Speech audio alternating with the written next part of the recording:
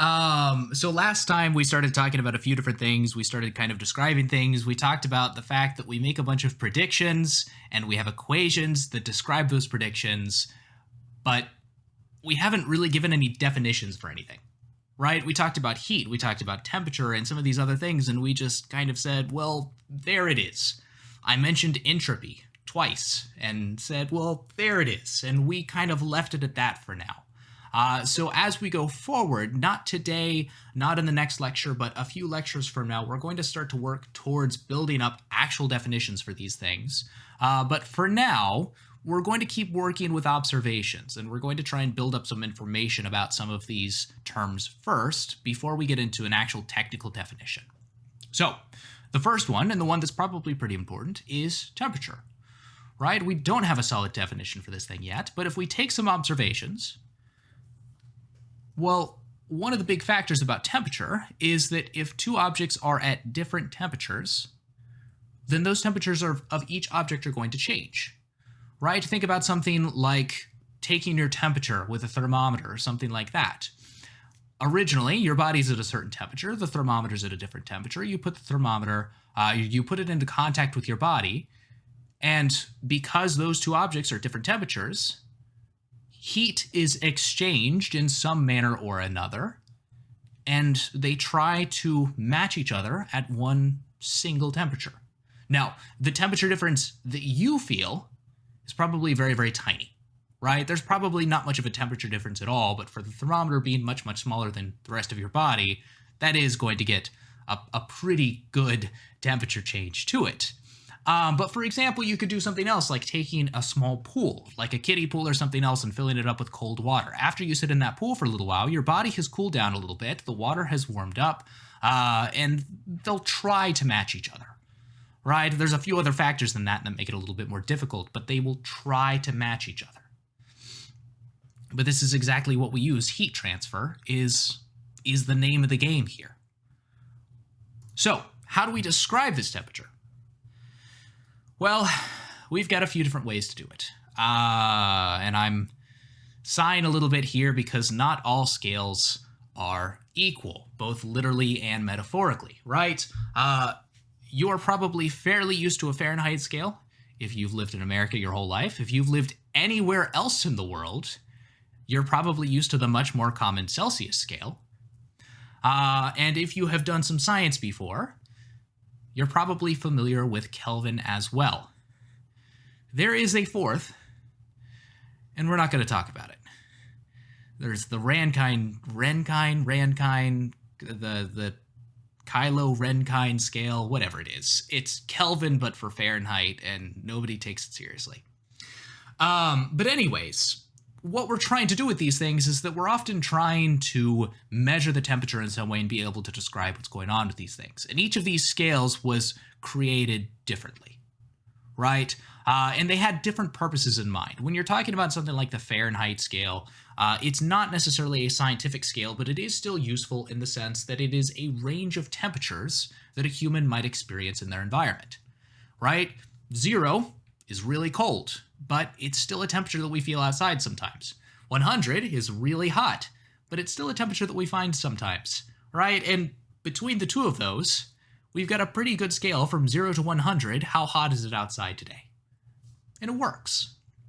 Celsius, on the other hand, they wanted to have something where we could have essentially a unified temperature descriptor, right? The idea behind Celsius is that I could say, okay, well, this is 20% of the way above the point of freezing for water, where water freezes at 0 and water boils at 100, and somebody off in another country can recreate those values and recreate that scale, and we can have some communication between those, right? So it's a different use.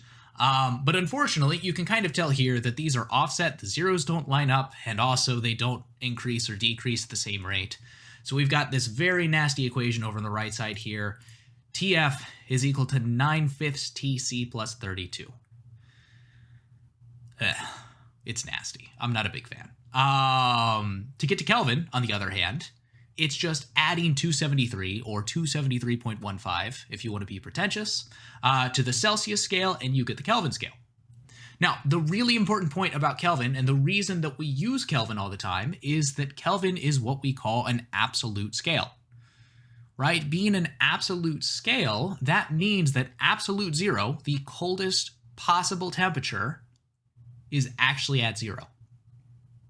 Right? Otherwise, for some of these other things, for having zero temperature, if that's in the middle of a scale or something else like that, that kind of throws off all of our equations. Stuff doesn't shift so easily. So anytime we see, well, pretty much anything you do, it is always a safe bet to work with a Kelvin temperature rather than a Celsius or a Fahrenheit temperature. There are a couple cases where it's okay to use Celsius instead, but we'll talk about those, and they've kind of got their own specific cases. But Kelvin is always going to be a safe bet. So let's get started with a problem here. Let's get comfortable shifting back and forth between some of these values. Natural temperatures that we have found on Earth are negative 127 degrees Fahrenheit and positive 136 degrees Fahrenheit. So first, I would like you to try and find that negative 127 degrees Fahrenheit, but in Celsius. And then for the 136, you've kind of got to go through Celsius anyway, so find it in Celsius and then find it in Kelvin for that one. So whiteboard 18-4, the first temperature that we've got, and let's go ahead and do it like this. Let's say part A. To label these things, let's just follow the variables that we've got in this. So TF is equal to negative 127 degrees Fahrenheit.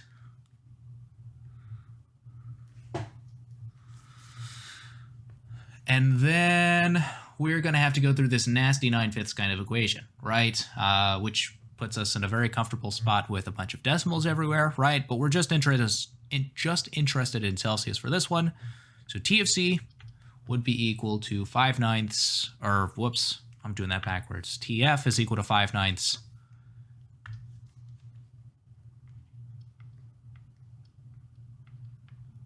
TC plus 32. Right, so let's rearrange that thing a little bit. Subtract away the 32, and then we would have TC is equal to 9/5 TF minus 32. Right? And when we plug all of that stuff in, we should find something like negative 88.3 degrees Celsius. Okay. We move on to a high temperature. We've got to go through the same process again, really. Right? Because I guess you could make one a big equation. We might as well just go through the same equation that we have already and then add 273 at the very end. So let's do that. So let's say, okay, now we are dealing with a very, very high temperature of 136 degrees Fahrenheit.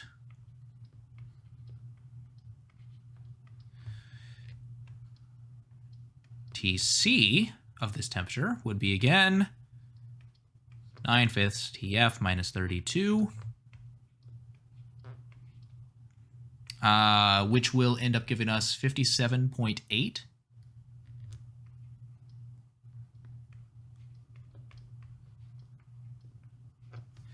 Add another 273 to it. We should end up with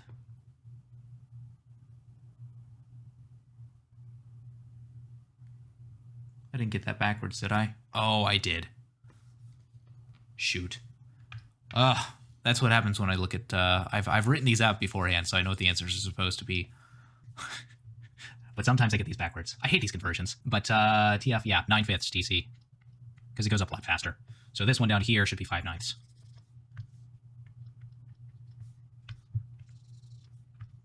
Knowing the process is a very important and useful thing. Being able to just Google that conversion real quick, never a bad thing. Not gonna rag on anyone for that. But I get 330.8 Kelvin. If you rounded somewhere slightly differently than me, right? I just kind of cut off right here at the first decimal. If you rounded somewhere different, you might have something slightly different. But Canvas Won't care about that. Canvas has a little bit of padding. As long as you're pretty close to this one, you should be all set. Let's go back into our slide for now. All right, so that's some random things about temperature. You know, we don't have a definition, but who needs it, right? We can work with this for now. We kind of have a sense of what temperature is just because, well, you know, you've been exposed to it your whole life. You've seen thermometers, you've seen the weather reports. Google forcibly tells me what the temperatures are going to be, even though it knows I'm not going to go outside. It's everywhere around us, and we can kind of work with that for now. Let's talk about another state variable, pressure. Right? So this is kind of a fun thing because it's not just specific to gases here. This is actually any fluid, right? So both gases and liquids exert pressure. And if you have gone through the reading so far, pressure is essentially just a force, but spread out over an area, right? So don't think it's torque. It's not a force and a lever arm and a direction or anything else. Pressure is essentially the fact that something is being contained. All of those atoms are pressing against the walls of that thing. What is the force from all of those collisions, right? So there are two different types of pressure that we need to talk about, and one of these is very important for your last homework problem, homework 1. First, we have gas pressure, right? And this is almost what I want to call true pressure, right? This is an actual pressure that we're going to see if we are to measure it. All of the physics is based off of this. If you plug in the ideal gas law, this is the pressure that you want to use, right? It is true pressure. And it's pressure that as all of these gas particles are going every which way, they're colliding with the walls of this thing, they're exerting that pressure. The pressure is uniform across the entire container, right? Which is a very important thing because if I look, once again, here is my example can of aerosol. The pressure at a spot along the wall here is the same as the pressure on the bottom, is the same as the pressure at the top. Everywhere in this container experiences the same pressure. And why does it do that? Does anybody have a suggestion as to why the pressure would be the same specifically for a gas, but why would the gas pressure be the same for the entire container? Because it fills the entire container. Gas is not just compressed to one single spot. I mean, if we want to get really super far down into the nitty-gritty of every single detail, the pressure at the bottom is slightly larger than the pressure at the top because gravity pulls it down, but it's such a little effect. I mean, you're talking 1% of 1% of 1% of a kind of effect, and I think I'm overestimating that value. Almost completely, the pressure through any container that we have to deal with is going to be exactly the same. To start to have to deal with those things, you would have to have a container that is on the order of the size of the atmosphere of Earth, right? You've got to go up a long ways. For pure gases, not necessarily. We're not going to talk too much about what happens when you start mixing different types of particles. Stuff gets messy fast. We like to deal with ideal gases, though, and that assumes a few different things, and we'll kind of talk about those as we get into it a little bit more. For now, it's sufficient to just say, okay, well, we know what gas pressure is. It's the same throughout the entire container. And pressure is defined as the force on a wall divided by area. Now, the other type of pressure that we might see is gauge pressure, right? And this one is a little bit spooky, but we need to talk about it in its own right because it is essentially what we would end up measuring. Think about taking the tire pressure on your car. Right? You've got that little device that actually measures it, or maybe you've got a fancy digital one or something like that. You're holding it in your hand. You haven't pressed it up against the tire yet. Is that reading of 0 accurate? Are we currently in a vacuum? I mean, I guess on the grand scale of the universe, but as long as we are in the atmosphere of the Earth, there is pressure. And as long as there's that pressure, that gauge has been calibrated to read atmospheric pressure as 0.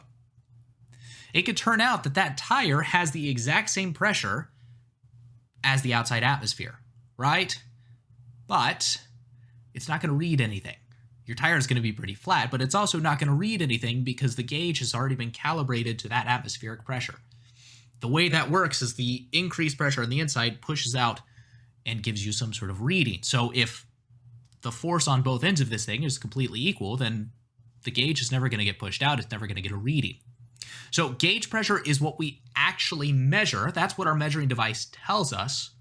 But the absolute pressure, the actual pressure of the gas, depends on, you're essentially taking the gauge pressure and adding the atmospheric pressure to it. And that gives you the absolute pressure. So again, anytime we're actually dealing with these equations, if we're talking about the force from a pressure or anything else, we need to be thinking about absolute pressure. That's the one that gets plugged into all of our equations. Gauge pressure is what we read on our devices.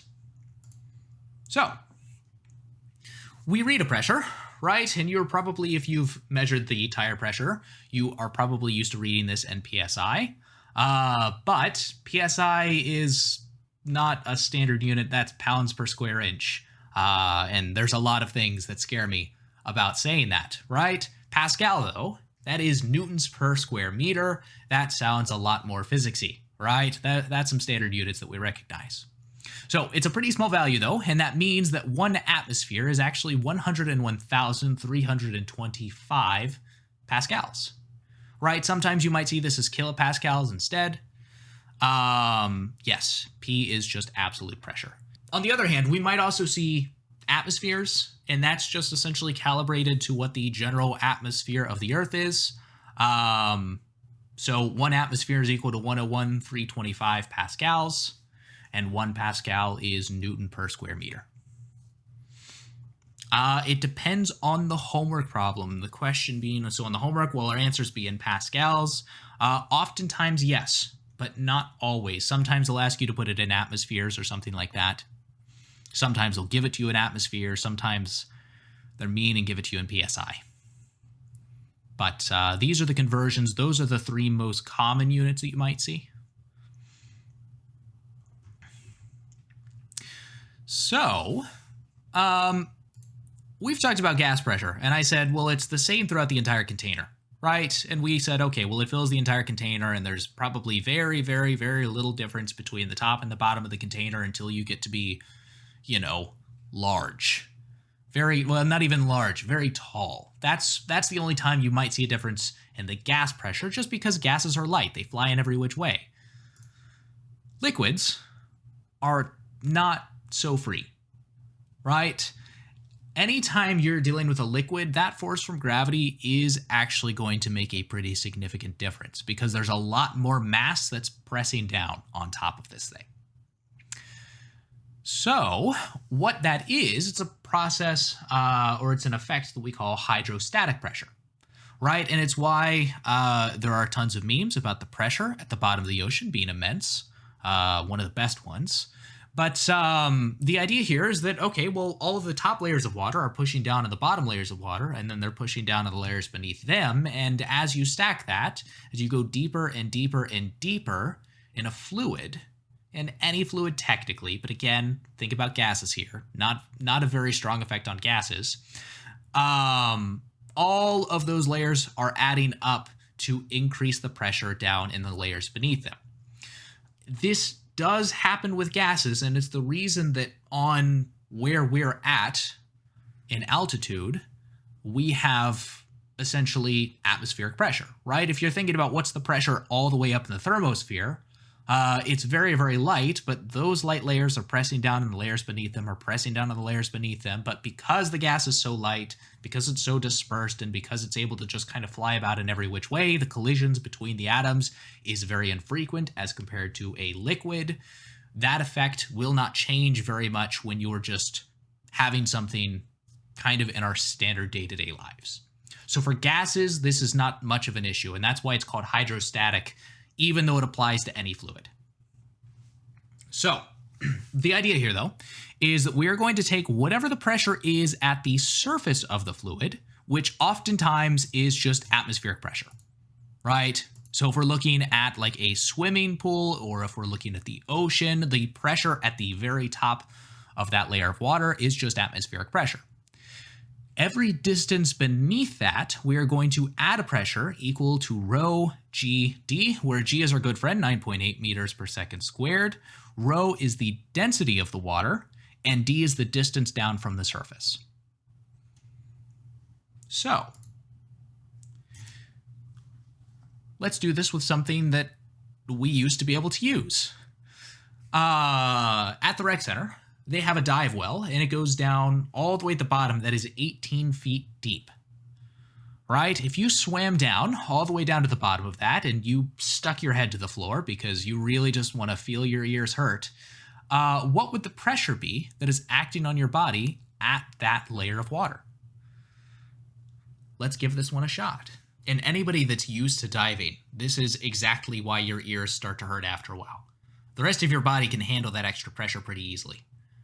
Right? But your ears, they're pretty sensitive. They don't often, even think about the additional pressure from something like a hug or something like that. Our body can handle that fairly well, but you oftentimes don't feel that same pressure on your ears. So it's a little bit more intense when it's hitting that sensitive part. So yes, for standard units here, and let's do a quick unit analysis on this thing. If we're looking at what units actually play into this thing, rho, as we're typically given this value, is kilograms per cubic meter. Our acceleration constant from gravity is meter per second squared, and then our depth is in meters. All of those things will end up in Newton per square meter. So yes, rho GD is giving you something in pascals. At a certain point, what you end up with is essentially, and this is kind of course, a hand-wavy way to do this problem, right? If I'm being completely honest, it's a little bit of a hand-wavy way to do this problem because what we've actually got going on here is that as you increase the pressure and increase the pressure and increase the pressure, the density of the water itself is also increasing, right? Because you're packing those atoms even more and more tightly together. And I said the liquid and solid are almost completely incompressible. But when you have a great enough force, we can make some things happen. A little bit. Not too much, but there's a little bit of give in that. And we can try and push those things a little bit closer together. Especially at the very, very low temperatures that those things would actually be at. But it's kind of a crazy thing that, like saying that your ears would pop, you would pop, right? Like your whole body. There's so much pressure at that point that our body, there's no way it can handle it. There are certain parts of the ocean where solid metal submarines are too light. They're not dense enough to actually get down to those depths. The density of the water is so high at that point that you can't dive down any. So for part A here, what we've got at the very top, let's go ahead and draw. Here's some water. Let's pretend. Thank you. Here's the floor. We're going down a distance D between these things. Up at the very top, we've got P0, and we are looking at the pressure down here. So let's call this PB for pressure at the bottom. So this depth, if we actually convert this 18 feet to meters, then what we find is 5.486 meters.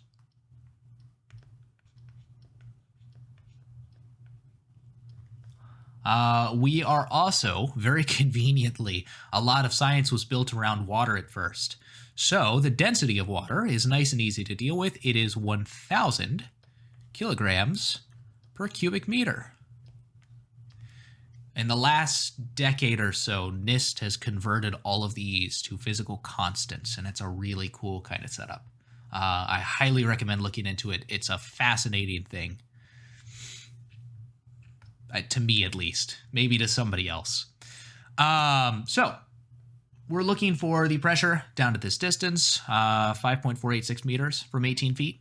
What we'll do then is we'll say the pressure down at the bottom is equal to the pressure at the surface plus whatever additional pressure we pick up from going down in this fluid. We have the value for D. We have the value for rho. Hopefully we didn't forget G is equal to 9.8 over the summer. I feel like you guys have used that one enough. That ought to ring some bells. For this one, all we really have to do is plug all those things in, right? We do have to make sure that it is in pascals, though, because again, the units that we get out of rho GD, that's all pascals. So this is 101,325 plus whatever value we get from plugging those things in. And what we should find is something like 1.551 times 10 to the 5th pascals.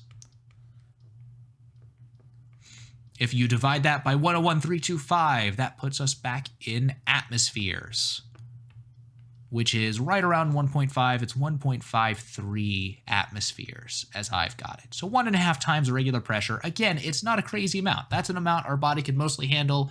I just know for myself, after I have dived down a few times, my ears really start to ache at that level. But now we're a little bit deeper. So here is our very, very calm day on the ocean. And this goes down really far. Really far. Right? How far? Well, pretty far. We've got 11 kilometers or 11,000 meters.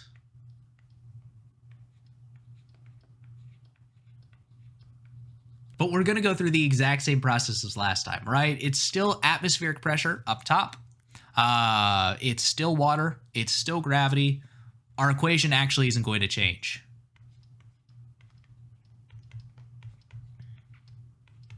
It's more of a, let's plug in these numbers again, you know, with a little bit more imagination this time around. And what we should end up for this one is something more like 1,065 atmospheres.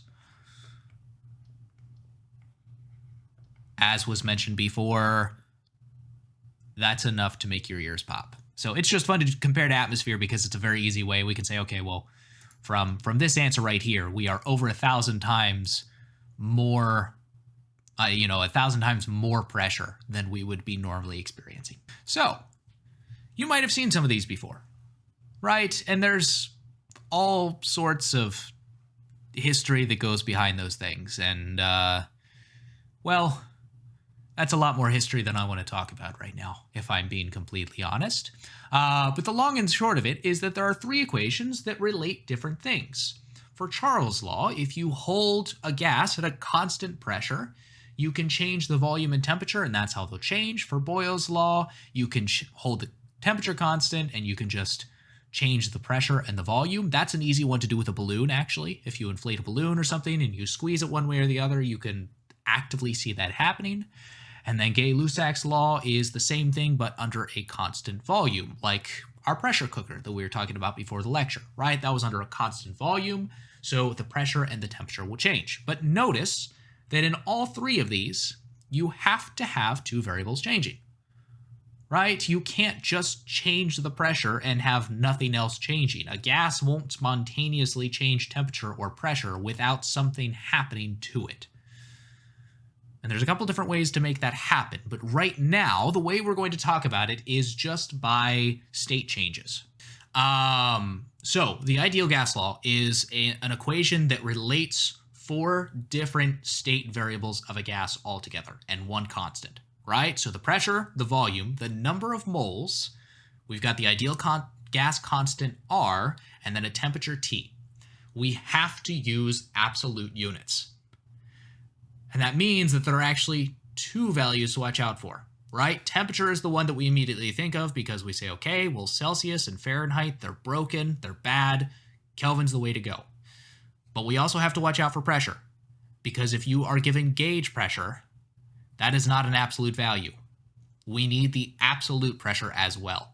So anytime you see in a problem something like the pressure gauge reads 3 atmospheres or something, you should remember that the reading is going to be a gauge pressure and that the absolute pressure, the actual pressure inside of that canister, would be something like 4 atmospheres instead.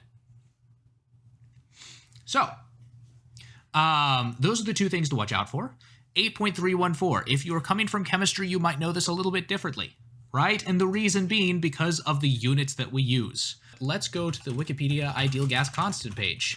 we see that there's actually a lot of different ways you can actually talk about this, and it all depends on the unit, because R is only there to really convert between a bunch of different units at once. So for us, we're interested in the 8.314 because we're dealing with pascals, we're dealing with cubic meters, we're dealing with moles, and we're dealing with Kelvin. If you change that to be anything else, then your R value is going to change. 8.314 is the one that physicists like to use. I recognize that engineers and chemists might have a slightly different value, but it really, they're all trying to say the same thing, right? They're all trying to relate some different values together. It just depends on what units you have. For physics, our standards are pascals, cubic meters, moles, Kelvin. So let's imagine you're on the International Space Station. Maybe you just got out of the pool, where somehow, by luck, you didn't drown. Evil Dave pulls out your ventilation tube. Oh, you're on a repair mission. I take it back. You're not coming out of the pool. You're out there in space right now. What happens to the temperature of the gas inside of your suit? And nobody's allowed to answer E because we didn't think he would ever do it. Like, let's be real. He's never been competent enough to actually pull off a plan like this. It does decrease though. Right? And it's a little bit strange because what's happening all at once is that your pressure is going to zero, but think about what happens to the volume of the container that you're now filling. Right? Yeah. It's going into a very, very, very massive volume all at once. And that's what makes this a little bit difficult. If you're like at thought, you're like, well, I've seen a sci-fi movie before. Volume goes up, pressure goes down, the temperature goes down to zero. You match space temperature, which is about 3 Kelvin or so. It's a little bit weird with some of these values because of how the volume is treated, but the pressure decreasing is really one of the big ones there. If you only look at this in terms of like if you contain it to a box or something else, it's a little bit strange. And I wanted to bring this one up now because I want to come back to it later, actually. But the temperature will decrease. We're going to address this question again, though, once we've talked about work a little bit more and to understand what really goes on and why we can definitively say, you know, how would that temperature actually decrease? We can solve that out once we have a little bit more in terms of energy. So let's talk about some of these ways that we can actually use this law. Right? If I have gas in a container, and let's say it's in state 1, the initial state, and I do something to it, and now it's in state 2, there's this fun thing that is a constant in the ideal gas equation, right? I can shift everything around R. I can say PV over NT is equal to R, and R is a constant. And that makes everything wonderful, let me tell you. Because from there, you could say, okay, it doesn't matter if I change how much gas is in there. I can even change in. And I still have this relationship between state 1 and state 2. But let's assume that we're not releasing any gas or anything like that. If we don't release any gas, then N would be a constant. Then what we end up with is probably a big equation you might be familiar with as well. P1V1 over T1 is equal to P2V2 over T2. Right? We can relate those 3 state variables as well. Now, I do want to bring that up, though, that you can change the amount of gas in there because, again, for a pressure cooker problem, N is not a constant value. And I want to make sure everyone knows that. Because in that pressure cooker problem specifically, we first trap it in there and we heat it up. So the gas is the same then, but for part B, if you've used a pressure cooker before, part of what you do halfway through is you flip the release valve. And you let all of that excess pressure exit, and that means that there's a lot of gas that's now leaving the container. In the number of moles of air inside of that pressure cooker decreases. It changes. And if it changes, you got to address that as well. That has to go into the equation somewhere. So it's a very useful system, though, right? And this is what I mean when I say, why use many equation when few equation do trick? Well, you only need one. This is the only one you need. And you can just rearrange this thing and call it a day. It's wonderful.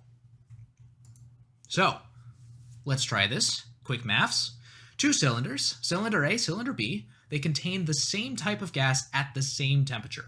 So TA, TB equal. If cylinder A has twice the volume but only half as many molecules. What is true? So let's go ahead and actually treat this thing with a little bit of rigor here. So if I'm looking between these two, I can say, okay, I don't know anything about the pressure yet. I need to think about what goes on to the pressure. I know that they're at the same temperature, though, but I know that the moles are different, right? I'm going to move this over here so I can actually, I'm not going to mix up my numbers too badly. So what we've got, though,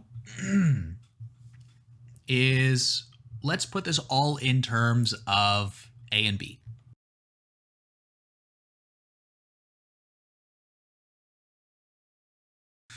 So if we do something like that, then what we can say is we want to solve out some sort of relationship between these two things here. So I can say, okay, I'm making some sort of transition between these two states. I need to plug in all of this stuff. So let's say PB, VB is equal to NB, RT. Let me plug in all of my stuff that relates to A. All right, let me do this the other way. That's the other way I should do this. I should have written this one down. That's the answer here. Let's do this with A instead, because this is going to make this a little bit easier. I'm going to try and edit this so it looks like I actually know what I'm doing.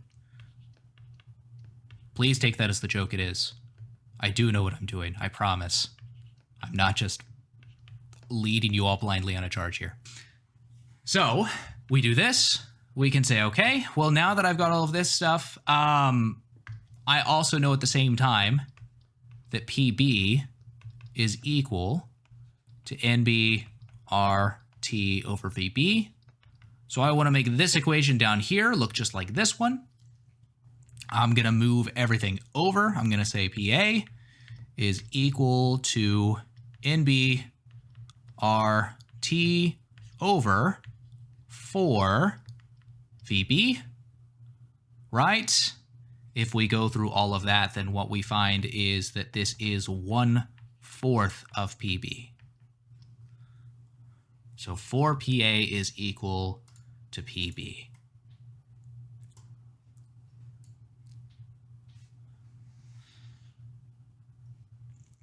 And so the reason I really wanted to go through that one, even though it is kind of twos and just rearranging those things everywhere, is that we will end up seeing problems that are more complicated than this. And that is how you tackle those problems. If you're looking for a relationship between two different sets like this, then what you really need to do is to be able to write out, okay, I've got everything on the A side, I've got everything on the B side, and I need to plug in the variables from one into the other. And then I need to be able to work it out like this. Because what I'm really looking at here is I'm trying to find this. That is my PB. And now I've actually got this thing into numbers that look reasonable, right? So you're trying to solve out, you're trying to find some way to plug this in to your other equation. But anyways, let's go ahead and start looking at this problem. We've got a compressed tank of air, and this was at, a pretty reasonable compression, actually, at room temperature. Some crazed physicist, which is probably most physicists, decides to catch the warehouse on fire. Again, most physicists. And the temperature of that cylinder, by the time this fire's, raging around, we're at something like 950 degrees Celsius. So you could say it's pretty toasty. This air cylinder, though, is it going to explode? So there's a couple things that we can address that might help us as we're looking at this problem.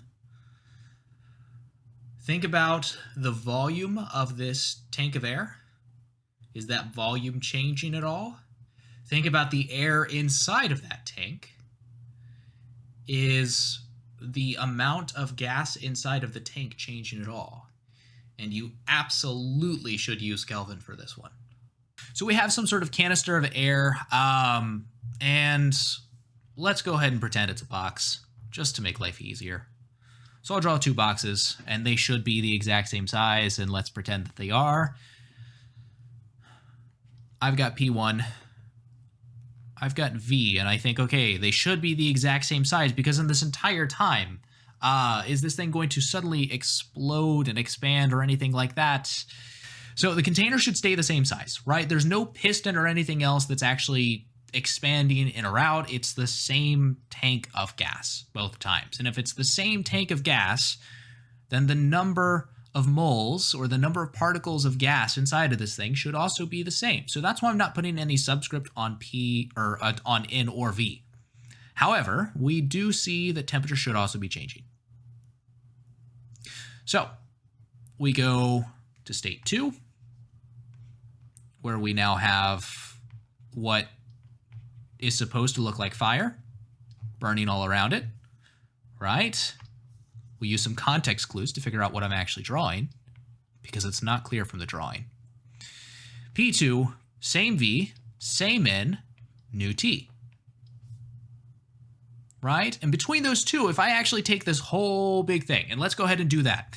Let's say I've got P1, V1 over N1, T1 is equal to R is equal to P2, V2 over N2, T2. So I've already said that is equal to that and that. So we're left with just P1 over T1 is equal to P2 over T2. We do need to know what those values are, but here's where we can kind of get away with some things. We need absolute scales, right? We absolutely need absolute scales. But atmospheric pressure, atmospheres, that's an absolute unit, right? We could use PSI, and that would be fine. We have to be in Kelvin because Celsius has a 0 in the middle of the scale, and then it has a bunch of negative values, and negative values don't mesh very well with real values that we would find in the universe, right? Real variables. Like a negative force is not quite a real thing. You know what I mean? Like it changes direction, but it's not a vector. And I don't want to confuse anybody by saying it is a vector, but it's kind of like the idea that a vector is always a positive value pointing in a direction. And the only time we would see a negative sign is because it changes to the opposite direction. Temperature, pressure, they have to work in the same way. The lowest you can possibly have is 0. You have to go up from there. So Celsius, because it goes below 0, doesn't work for us. Atmospheres, if it's at 0 atmospheres, that's 0 pascals, that's 0 psi, that's an absolute scale. That works for us. So we can leave that in atmospheres, and we can call it a day on that one, but we do have to make sure that our temperature is in Kelvin. Whoops. Didn't mean to actually minimize that. Misclick. You would think I would know how to use this. I've been using computers all my life. But if we actually use this stuff now, we need to say, okay, T1, that was equal to 20 degrees Celsius. That means we should end up with 293 Kelvin. And there's no degree sign there because it's in Kelvin. Kelvin is not degrees. It's just a value kind of on its own. 950 degrees Celsius turns into 1223 Kelvin. And then I can take my pressure exactly as is. I don't need to worry about it because as long as it's atmospheres on both sides, we're set. It's kind of like the idea that you can use centimeters on each side as long as they match. As long as all of your units match, not worried about it. So we plug all of that stuff in. We should find that P2, the ratio of those two, multiplying P1, what we end up with at the very end is 104.4 atmospheres. Our tolerance was up to 110.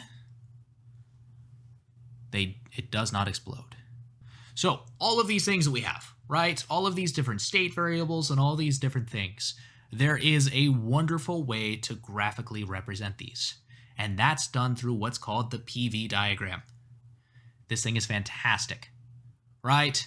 It's really, really wonderful because it's a great way that we can use this to plot out essentially how we're going to be changing. Anytime you see one of these kind of, I didn't want to do that. And you see one of these dots, that is some particular state, and then there's a transition between those two states.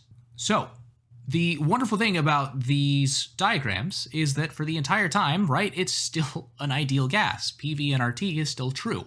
And we really don't care too much about what that line is, or where that line is going. We really care about the beginning and end states between those two. Now, we do have some special types of transitions, though, that we can pay particular attention to, and they might help, right? How these things are drawn. So, for these particular paths, I can technically go through any path, right? I can go, there's this curvy line right here, but I could do something like this instead if I wanted to get to that other state or whatever else. So there are a couple types of transitions between states of a gas that are really important and really easy to deal with, right?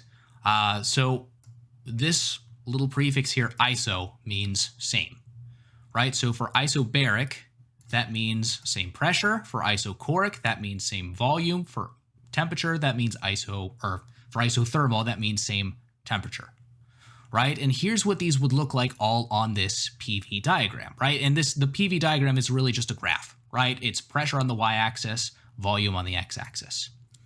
And we can kind of see that here. If it's a constant pressure process, then it's moving along in a horizontal line. Pressure is the same, the volume is changing. If I've got an isochoric process, the volume is the same, the pressure is changing. If I've got an isothermal, then if we think back to what some of these other equations would be telling us, let's go all the way back up here, in fact.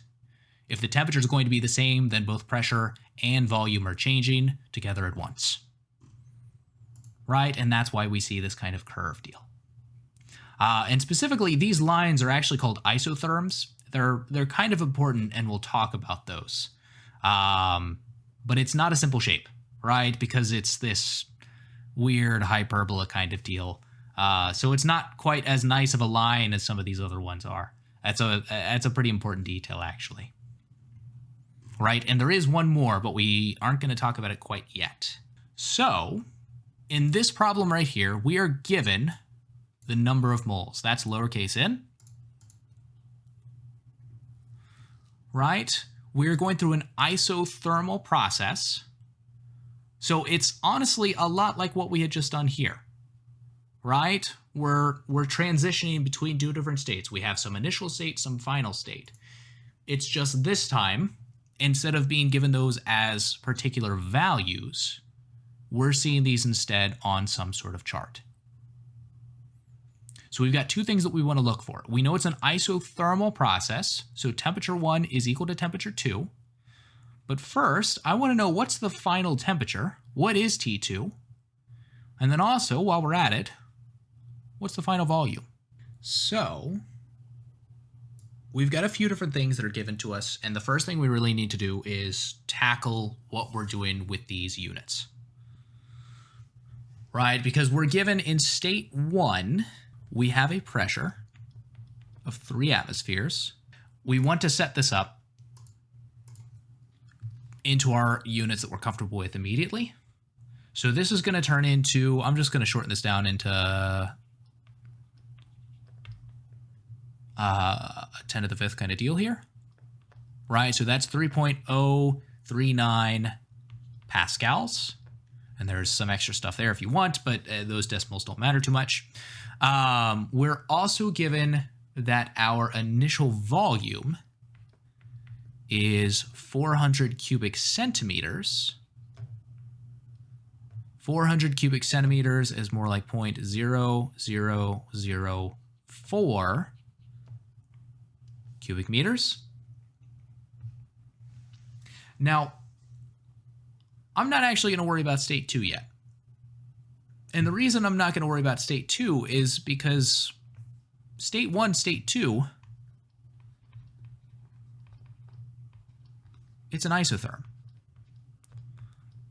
If it's an isothermal process going between those two, that means that temperature 2 is the same as temperature 1.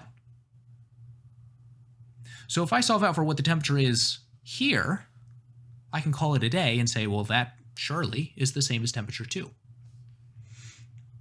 Now, the reason that I'm going through with this and I'm putting all of these things into my standard units is because I have to deal with the full ideal gas equation, right? I'm using the constant here. If I'm using R, I need to make sure my units match with R. You don't have to do that when we're in a case like this. When we can say, okay, we essentially had R as a middleman and then we cut out R. We really didn't care what R actually was. We had pressure on one side, pressure on the other side, temperature on one side, temperature on the other side. Right? We could use atmosphere for both pressures here because it was atmospheres is equal to atmospheres. That doesn't work over here because we're actually going to be plugging this into PV and RT. Your units always have to match up. And that's the story of physics.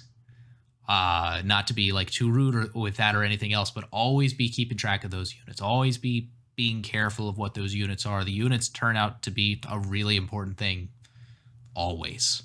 They're always going to be a big deal. So watch out for them. So we've also got, I want to check the 0.02 moles. We've got a value for N. We know that it's the same gas the entire time, so we're going to hold on to that one for the entire time here. But what I can do now is I can say, okay, well, I've got 3 of my 4 variables that I need for the ideal gas law.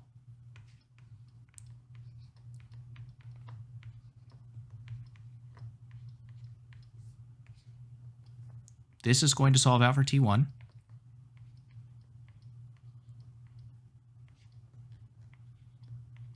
Like this.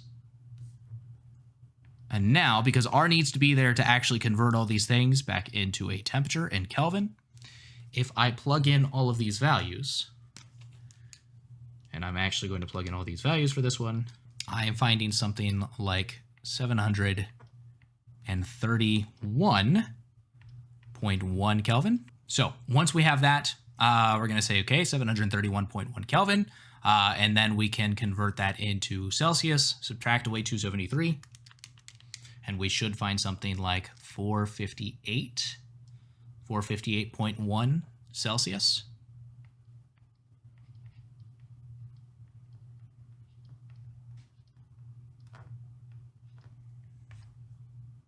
And there's our answer for part A.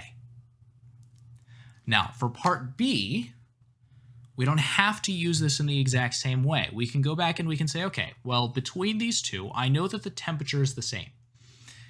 And if the temperature is the same, if I write out this whole big thing and say, let me do this in a slightly different color so we know it's,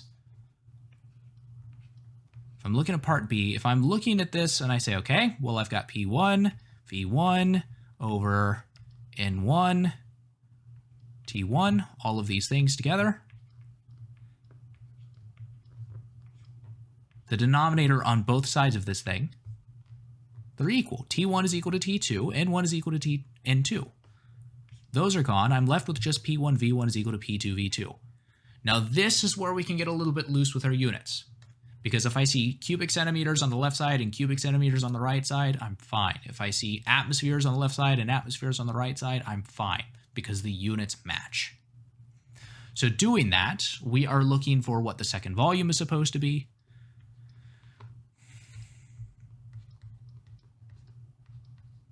Whoop. Should draw the correct letter. We end up with something like this. P1 is 3 times the size of P2. It's 3 to 1.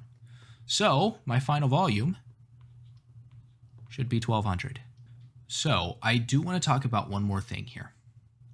And I want to get you started at the very least on these last two.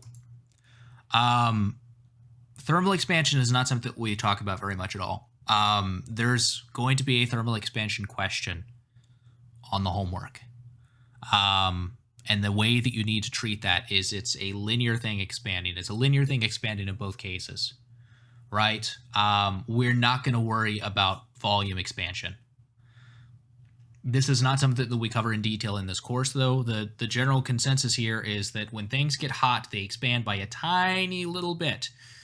But for solids and liquids, it's a very small amount. For gases, yes, there's a lot that can go on there. But for solids and liquids, it's only a very tiny amount. And within approximation, we never need to worry about this expansion.